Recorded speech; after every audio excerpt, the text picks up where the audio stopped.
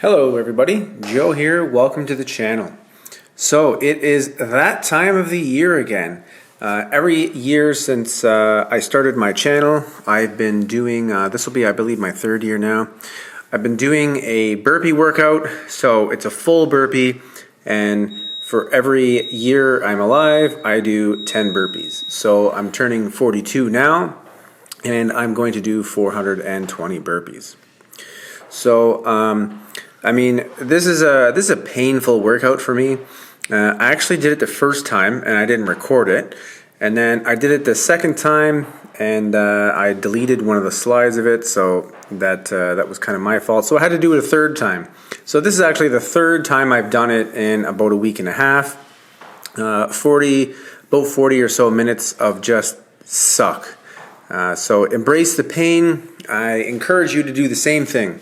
Maybe instead of doing 10 for every year you're alive, maybe do half as much, depending on what your fitness is. Maybe if you're 40 and you're like Superman or something, you want to do 20 reps per one, you can do 840. But whatever, just pick a standard and do that every year. So whether it's the burpees with the hop, whether it's a 1 pump burpee or a 6 count burpee or a Navy SEALs, whatever it is, just do the exact same thing every year. And by doing this, I'm just kind of gauging what my fitness is. Has it gone up? Has it gone down? Has it stayed the same?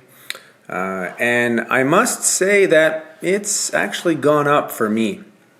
Although, to be fair, when I did this a week and a half ago, I got maybe, I did it in a little less than 40 minutes. I think it was like 39 minutes and 35 seconds or something when I'm doing this today. When I did it about a week and a half ago, I had eaten way too much junk food, cheesecake, donuts, and all kinds of junk at work. Thanks to my coworkers who like to put chocolate and stuff in front of my face, and they know I have zero self-restraint when it comes to those things. So yeah, I end up just eating way too much, and then before you know it, I'm like 6 or 7 pounds heavier than I'd like to be. Normally I like to be around 178, 179. That is a very good weight for me fitness wise. However, my face kind of looks like Skeletor from the He-Man thing. I don't know. I'm not sure if you're in the age bracket to remember that, but yeah, my face looks a little Skeletor-like when I'm 177, 178 pounds.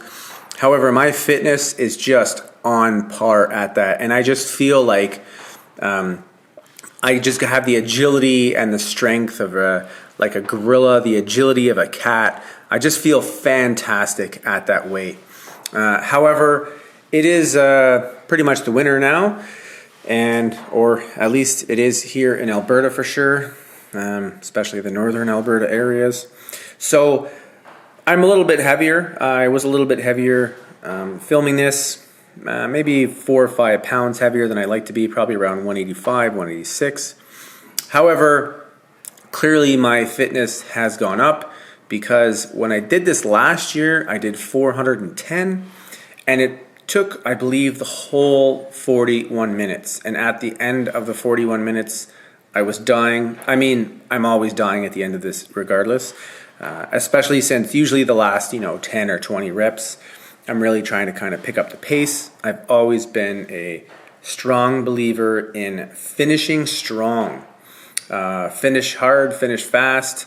And yeah, leave nothing in the tank. So when you are done, as you'll see at the end of this video, I basically just die on the floor. But that's okay. Pain is just weakness leaving the body. That's my motto. I'm sticking to it. But yeah, I mean, I don't enjoy these kinds of videos. It may be kind of boring to watch when you're just watching someone do 420 burpees or whatnot. I remember one of the first times I was watching Iron Wolf. I was watching him do 500 Navy SEALs, and I thought, man, this is just insane. So I haven't done the 500 Navy SEAls yet. I believe that's the shot collar routine, but I will eventually. It's just that takes a long time. It's probably going to take me maybe, I don't know, an hour and 45 minutes, 2 hours or something like that to do the 500 Navy SEALs. I'd also like to do the 1,000 burpees. I think he's just got a new shirt regarding that. However, yeah, the 1,000 burpees, whether it's a one pump or the hop, even though I am doing the hop, you don't have to launch yourself. As long as my feet are getting off the ground, that would be considered a hop. I believe if you watch the some of the Guinness World Record attempts, or you watch like certain CrossFit competitions, as long as those feet get off the ground, that's really all that matters. So, but I try to do proper push-ups each time. Don't cheat. Keep the body in a straight line. Get that chest to the floor, and the chest, the pelvic area, everything should be in a perfect line, and everything should be coming to the floor at around the same time. So when you do a lot of these, for instance, today's 420, I think I've done up to 600-700 or so, but you will find the following day, especially if you're doing the burpee with the hop in it, your quads will be pretty sore. And doing this workout, my low back is also going to be slightly tense, a little bit tight the following day. Obviously, your chest and shoulders are going to feel it as well, but believe it or not, my quads and my low back are what probably feel it more than anything else. And you don't realize this, but every time you're coming up, you're going down, you're doing the push-up, you're coming up, that portion right there is like a mini deadlift. I know you're only deadlifting yourself, but when you do that 420 times or 400 times or however old you are, it gets to be quite a bit. The pace that I'm going at right now, it doesn't look anything substantial. It's just down, back, in, up, and hop. So roughly, let's say 10, 11 burpees per minute. And for the first 10, 20 minutes, it's easy. You're like, oh, damn, I think the first set, the first few minutes I was doing like basically 13 repetitions per minute, which is really good. But then, yeah, after 15, 20 minutes, it's a total different mentality. You're like, oh my God, okay, there's zero chance I can maintain this anymore. And then you start thinking about like, okay, how can I breathe? Breathe better. To a friend of mine actually asked me this a while ago. When you're doing your burpees, when do you breathe? Like if you're doing bench press, you're gonna exhale on the way up, inhale on the way down.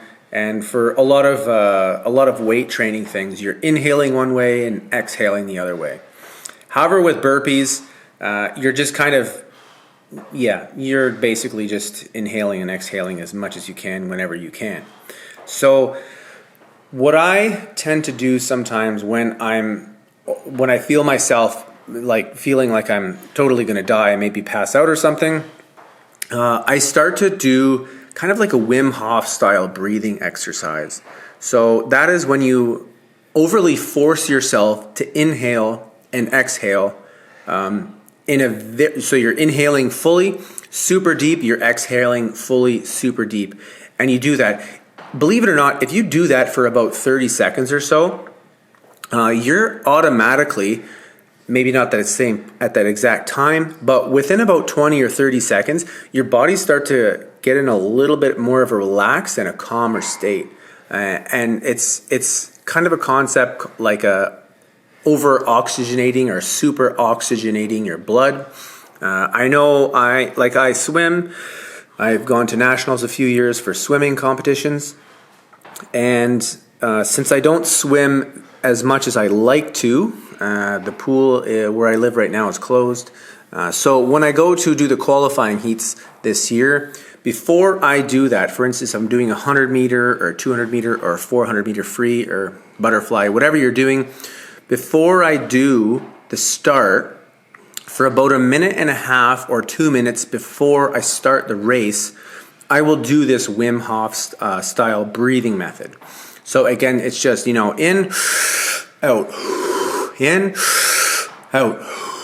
and again, it's very forced. If you were to just do this standing up for a couple minutes, you would probably feel like you're going to pass out.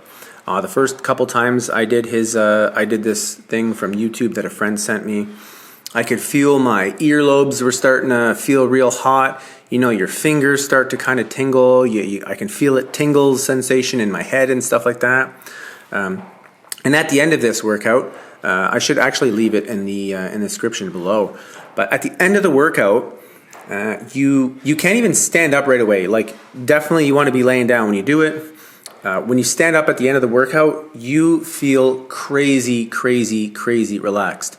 And you can't just all of a sudden go from the breathing and then just stand up, because you will straight up faint. So it's a very powerful thing. Search and rescue technicians, I have a few friends that are SAR techs. Marines, probably similar, do similar breathing exercises before they go underwater. You'll find that you'll be able to just kind of perform a little bit longer for a little, and you'll be able to perform a little bit quicker as well. If you're doing any sort of sprint, let's say you're trying to do a 300 meter, a 400 meter run, or 100 burpees. If you're just walking around, you're doing your regular day-to-day thing, and then someone says, hey, do 100 burpees right now as fast as you can. Let's say you can do that in 7.5 or 8 minutes. If you do the breathing exercise for a couple minutes, or at least a minute before you were to do that same workout, whether it's 100 burpees or 400 meter sprint, you'll find that you'll actually perform better. You'll have better times. Your times will be less. And I've had a few friends try this out that are also at the Nationals with me swimming. I said, hey, I believe his name was James. I said, James, before you try this, because he was doing a longer one, it was like a 400 meter and 800 meter. I said, try this breathing exercise. I said, I do it every time, and it is one of the ways that helped me get faster times. For the record, I think my fastest 100 meter swim time is around 1 minute and 5 seconds. So I'm by no means at the Olympic level. However, compared to probably the majority of the population, I'm definitely in the top 1%, probably the top 5% for swimming. So, I mean, I also play soccer as well. So again, all these workouts that I'm doing, the calisthenics, the functional fitness type things, I don't do them for aesthetics. I don't do them just so, you have a six pack, you've got nice ripped shoulders and a nice chest and nice legs and all that stuff. That is obviously a side effect, but more than the workouts themselves, to look good, you have to eat good. You can work out, 16 hours a day if you want to, but if your diet is not on point, you're not going to perform on point and you won't look on point. Lots of the professional YouTubers, I by no means consider myself a professional YouTuber, but some of the big ones, they will tell you, like some of the honest ones anyway, some of the ones that are just trying to promote stuff and make money, maybe they're not so honest. They'll say, do this workout and you'll get a six pack. Well, no, you're not going to get a six pack from doing specific workout unless your diet is on point. And that is one of the hardest things. Living in North America, Western culture, we overeat all the time. When I was 25, I was about 212 pounds. I was fat as heck. I had, pretty disgusting bitch tits, and I looked in the mirror one day and I thought, man, oh man, I can't stand the way I look anymore. So it was that point on that I decided, you know what, I'm just going to make little tiny kind of changes in my lifestyle. So at the time I was playing soccer and I was working out, but my workouts were kind of the typical, do some curls, do some lat pull downs, some bench press, just the typical kind of bro style workouts. At that point I found Insanity. The Insanity Beachbody workouts, and I started doing them, and I thought, oh my god. After I did the first one, the first day, the next day I was done. I could barely sit on the toilet. My legs were destroyed. I could feel it in my back, my shoulders. Everything was just sore. And I did that. I've done, actually, I still do the insanity workouts on and off. But I remember at one point I did insanity, not every day, I took weekends off, but I did the insanity workouts 3 weeks in a row. And I had my standard fitness before that. After that 3 weeks of insanity, and I didn't do any weights at that point, I just felt stronger. I felt stronger, I felt fitter, I felt more stable on my feet. I felt that I was standing straighter, my posture was better. And that's kind of when I thought, you know what, I should really think about changing my whole fitness regime. And so I did. So insanity is actually the one that kind of got me into the functional fitness type things. I was still continuing on with obviously weights and stuff like that. I did some boxing. The boxing workouts that I was doing were also pretty darn hard as well. The gym I was working at, the guy had some overly extensive, extremely long workouts. Sometimes we were there for 2-3 hours, and by the end of the night, you just want to vomit.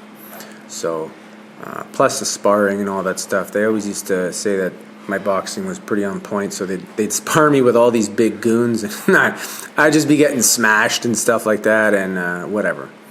Everyone thinks boxing, oh yeah, it's cool, you can punch and stuff like that, but I definitely recommend boxing to everybody, just simply because I think it's very important to know how to punch. There's certain fundamentals in life, and I think punching is one of those things that you absolutely need to do. If you're ever in any sort of situation, for protection, to be able to punch and not, break your wrist or something like that, that makes you're done. You're out of the fight. You're totally destroyed. So now you're basically just a useless blob. Running is another thing. So many people underestimate running. So many of my friends, they're working out all the time. They look fairly fit, and they say, "Oh yeah, I'm fit. I'm a strong guy. I'm a fit guy and stuff like that." And you ask them to run a kilometer or two, and they're like, "Oh no, I don't run, man. I'm not going to run." And you think, running is one of the fundamental life support things, things that you can have in your life. So if you can't run, you can't get away from prey, and you can't run after prey, right? So 10,000 years ago, we were getting chased by woolly mammoths and saber-toothed tigers and all that stuff. If you weren't really maybe a good runner, you didn't have the strength to lift yourself over obstacles and stuff like that, guess what? You're getting eaten, you're going to die.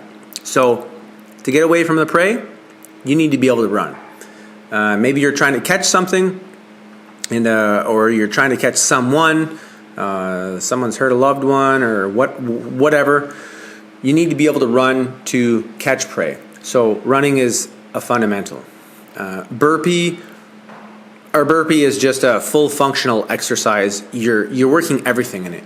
You're working your chest, your shoulders, your core, your legs. If you're doing the hop, you're working your calves and stuff as well. When you're coming up every time, you're working your low back. It doesn't look like it, but trust me, do enough of these and you'll totally understand exactly what I'm saying. Especially if you're doing the real push-up, you're going down and you're coming up with an actual push-up, and you're not, flopping on the ground and doing the worm coming up like I see a lot of people do at CrossFit gyms and stuff like that. They're doing that kind of worm. I just think that's super lame. So use your strength. I can understand if you're new to burpees or whatnot, but maybe do a half burpee. Maybe come down, put your feet back, and then just bring your feet right back in. Don't even go down. Don't even go down to the push-up. Don't flop on the ground. Just do the half burpee. You don't even have to do the hop at the top. So there's a million different variations of burpees, and this one that I'm doing right now is probably the most common, which is the going down, the push up, the coming up, and the hop. Otherwise, I do a lot of one pumps. One pumps are a fundamental in my workout routine on a daily basis. I'd say almost every workout I do has some form of burpee, whether it's Navy SEALs, bodybuilders, one pumps, two pumps, 6 counts, 8 counts, the hop, no hop, whatever. I usually do some. I usually kind of superset them in between sets. That way my heart rate goes up a little bit, right? Up sometimes a little bit. Sometimes I try to make my heart explode. Luckily for me, it's never happened yet. So go me. But in case you're wondering, the bike that I have there is it's a 2023 Africa Twin. I'm absolutely in love with that bike. It's amazing. I bought it, I think I did like 13,000 kilometers in like 4 months on the damn thing. So yeah, fantastic bike. But the great thing is with burpees as well, you don't need any room. Sometimes when I'm away with work, the guys will say, oh man, there's no gym there, there's no gym, or oh, they don't have any machines for the gym, blah, blah, blah, blah, blah. Joe, you're not going to like the... Man, I don't need any space whatsoever. I can do a full workout in my hotel room. As this one right here, 420 burpees. Do a couple hundred burpees and you'll see that, yeah, you do 10 burpees or 20 burpees and then 24 count flutter kicks. 20 burpees, 24 count flutter kicks. And your body's going to, especially if you're not used to doing stuff like that, you're going to feel pretty destroyed by the end of that workout. For instance, I did a fitness competition last weekend with a buddy of mine. He's about half my age. He plays a lot of hockey and he plays a lot of soccer. Probably 5-6 days a week. Sometimes he's playing both sports every day. So he plays a lot. His fitness is pretty good. However, during the fitness competition, we were doing things like wall balls and such stuff like that. And it was a struggle. It was a struggle to see him do these things. We got to the burpee portion, where we had to do exactly these, where you go down, you come up, and you do the little hop. And I did 20. I'd bet money that I did 20 in less time than it took him to do 10. After he did about 7, he looked like he was in pain. We were swapping back and forth between exercises, so we did, like, for instance, a row. It was a 50 cal row, so I would do 25, he would do 25, and then we had dumbbell thrusters and a whole bunch of different things. There was 5 different wads, but yeah, he's like, oh my god, Joe, you're a freaking savage. It's like, yeah, well, I mean, burpees are also my jam, and they're what everyone needs to do. I try to get friends to do them all the time. And most people are like, no, I hate burpees, they suck. Yeah, they suck because you don't like doing them because you're weak and lazy, Stop being like that and do some things that suck. Because the things that we do that suck, the hardships that we go through, those make your mind more callous. They make your mind just stronger, more determined. David Goggins can obviously attest to these. He's been through a lot of very bad things in his life, and he is still alive and kicking, and the mind of that guy is pretty awesome. So we're coming up on 23 and a half minutes. At this point, I'm probably around 210, something like that. So yeah, this time a little less than 40 minutes. This has been my best time yet, again, for the burpees. I was pretty shocked at the end of this. I counted every single rep to make sure that I didn't miss any reps or mess up the counts or something like that. Sometimes I find when you're doing extremely long workouts like this, that it's easy and you're trying to count every rep. It's very easy to get kind of sidetracked. Your mind kind of wanders off, and then you're like, oh man, was I at 75 or 65 or whatnot, right? Especially if you're into the hundreds, you're into like 345, and you're like, oh darn it, am I at 355 or 340? What was I at? So, but this one I was super paying attention. I made sure I didn't miss a single rep. All the counts were exactly accurate, and yeah, embrace the suck. So as you can see, I'm breathing pretty hard. The shirt, by the end of this workout, my shirt is soaked. My shorts are soaked. Even my feet are actually soaked from the sweat pouring down my legs. Another thing is being in the winter right now in Alberta. It's around 0 degrees outside. I think it was probably around -3 or 4 at this point because I film in the evening after work, so it's definitely in the minuses. But yeah, so it's cold out. I do have a garage heater, but my garage during these kinds of workouts where I know I'm just going to be sweating like crazy, I don't turn my garage heater on, so it's probably around maybe 2 degrees or 3 degrees in my garage. And the fact that it's 2 or 3 degrees in my garage and I'm just sweating like a mofo tells you the difficulty of these workouts. So that's that.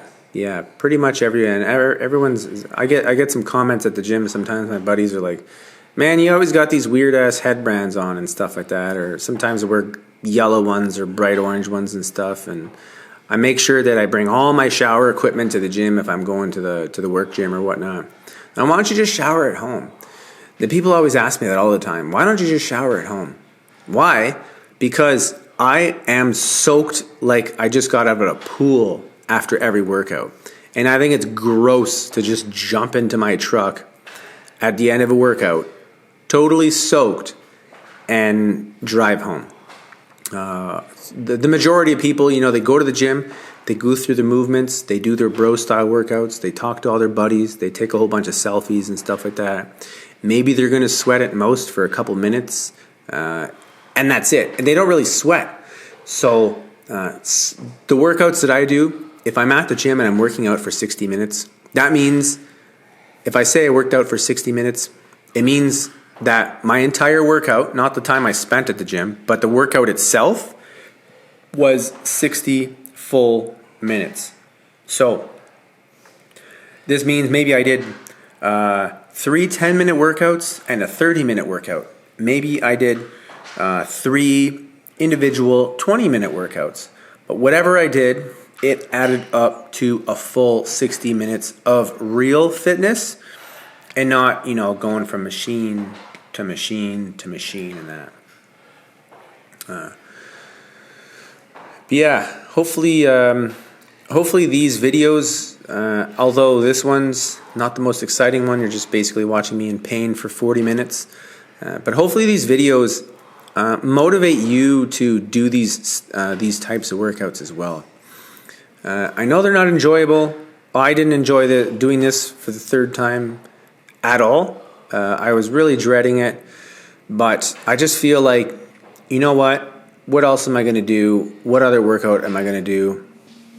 And after 40, 45 minutes or whatever, you feel so much better at the end.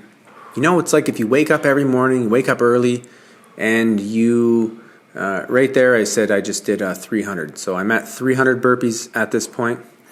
You wake up early, you go for a run. You do your workout in the morning. I've never been a morning person for workouts, but days when, for instance, with work we get time for PT, physical training. So mornings that I work out in the morning, you just feel like you're better. You just feel better about yourself. You have a little bit more self-confidence because you know that, man, it's only 7:30 in the morning and I've already crushed, hundreds of burpees or kilometers on a run, or I went for a row, I did 5-10K on the rowing machine. You just feel like you're a little bit more superior than most people simply because they got out of bed, they rolled out of the bed, they brushed their teeth or whatever, had a bagel with some cream cheese and then came into work. Whereas maybe you did a heck of a workout, took a shower, nice and clean, you had your little smoothie or a bowl of oatmeal or something, and you just feel great about yourself for doing that. So if you're not into the burpees, maybe you don't like doing burpees. I also believe one of the movements for being functionally fit, for staying alive, is chin up. So some of my workouts, they're a lot of chin ups or a lot of pull ups, depending on how you like to. I like to change it up and do sometimes usually half and half. But and if you're in any sort of situation, you know you got to lift yourself over a bench, or you got to lift yourself up a building or something like that. Again, these are all life-saving skills, and I believe they are imperative. If you can't lift yourself up and things get real, you know, zombies take over, whatever. If you can't run and get over things, well, you're probably going to die. And we don't want that. We want longevity.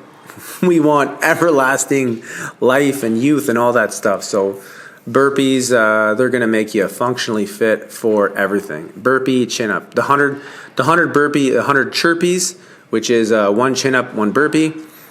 That, I think, is an absolutely amazing workout. I do that. Usually I do that once a month or so, and it takes me a little over 20 minutes. Another one that I like to do is the CrossFit Murph, I believe it's called, and it's 5 pull-ups or 5 chin-ups, 10 push-ups, and 15 squats. And you do, it's an EMOM, so you do, or sorry, it's not an EMOM, it's an AMRAP. So you do as many reps as possible, so as many rounds as possible, I should say, for this one. So you do as many rounds as possible in 20 minutes, and it would be 5, 10, 15. So pull up, push up, squat. Usually I think the best that I've done so far is 21 rounds in 20 minutes, which I think is fantastic. I think if you're above 18 or so, like that's really good. To do 20 rounds in 20 minutes, that's 5 pull-ups a minute, 10 push-ups a minute, and 15 squats. Doing all 3 of those every minute for 20 minutes is difficult. I know every time I do this, you know, I'm at like 3 or 4 minutes, and you're like, oh yeah, geez, I feel great. I just feel like I could do this forever. And then when you hit about 10, 12 minutes, you're like, oh my God, this sucks so badly. I can still have like 8 or 10 minutes left, right? So yeah, no fun. But embrace the pain. Pain is, again, weakness leaving the body. At the end of it, like at the end of this workout, you feel great. Obviously, I look like I was going to die at the end of this, but you feel great after. You know, always make sure you stretch after all these workouts. Every one of my workouts, I always dedicate at least 5 minutes to stretching. I do, you know, it doesn't have to be anything extensive or whatnot.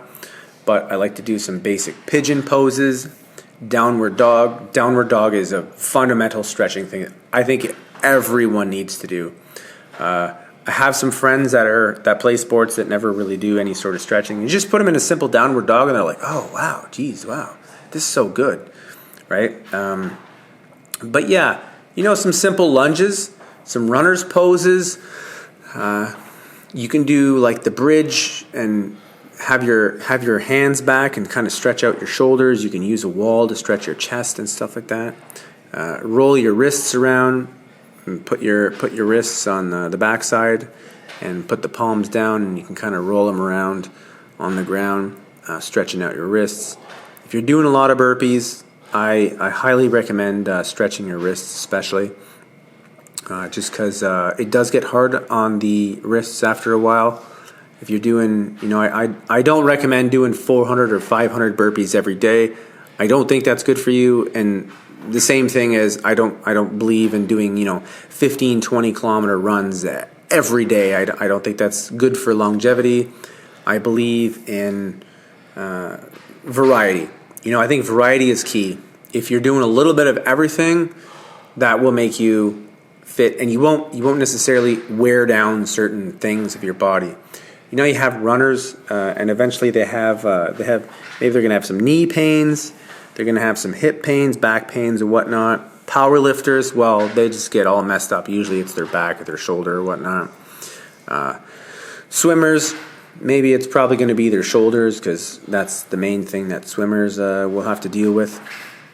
But I believe if you do a little bit of everything, you swim, you row, you do some burpees like this, you're doing some chin-ups, maybe you're doing some deadlifts, kettlebells. Kettlebells are also amazing. I believe in doing a little bit of everything, and this will help with longevity for sure. I was recently going to physiotherapy because I was trying to get my left shoulder mobility better, and I've been going for months now. And the physiotherapist said, Joe, he's like, your level of fitness, especially at your age, is he just basically said it's exceptional. He's like, there's nothing more that I can do for you. He's like, people struggle sometimes to do basic squats and stuff, and here you are doing 500-600 burpees. My mobility and stuff like that as well. I think it's just that I'm at like maybe 85% on my left shoulder, and I want to be at like 100%. And he's like, you're getting older, you're not getting any younger. These things, you got to be more realistic. So he basically just told me, you got to lower your expectations. I mean, you're not 20 years old anymore. You're not going to be perfect. So, and I thought, yeah, that's true. Fair enough. I just probably think my expectations are a little bit too high, but that's all right. Better have high expectations and try to meet them than have low expectations and not even meet them. So, drive the body, right? So we are getting there, right? 420.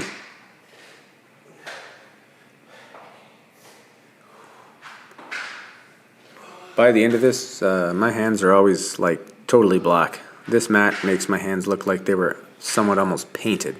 Painted at the end of it. But that's all right.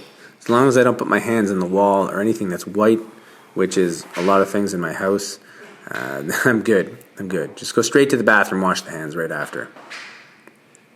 So, yeah, I've been talking for quite some time. I was thinking that I was going to just play some music while I was doing these, but I figure I'll just keep talking.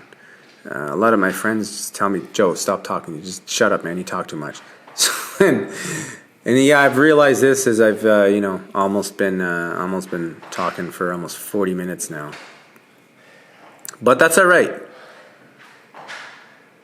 If you're still listening, maybe leave a comment below. Say, yeah, I'm still listening, man. 37 minutes and I'm still listening. But yeah, we're coming up to that time. We're coming up to the end of it.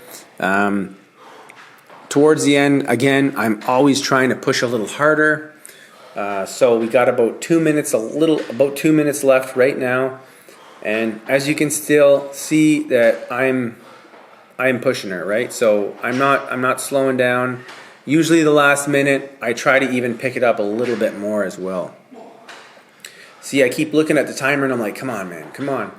I was hoping maybe I could do 39 minutes for that, but yeah, that was just way too much, way too quick. So, but I'm like, yeah, push it. That's 400 right there, 400. So we're at 400 in 38 minutes and about 9 seconds or so.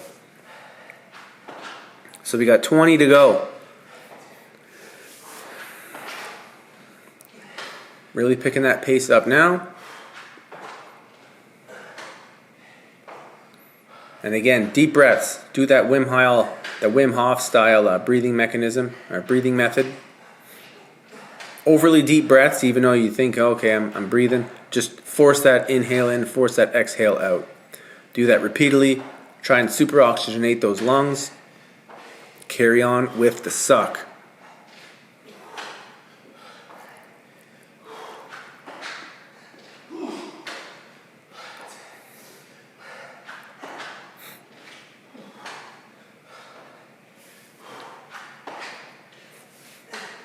We're getting there.